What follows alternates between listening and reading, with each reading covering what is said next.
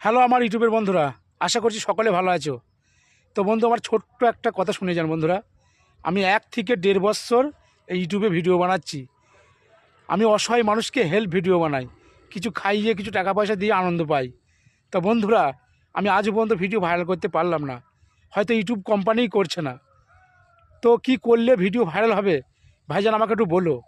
আরে অসহায় মানুষকে হেল্প ভিডিও বানাই, এটাও কি তোমাদের ভালো লাগে না?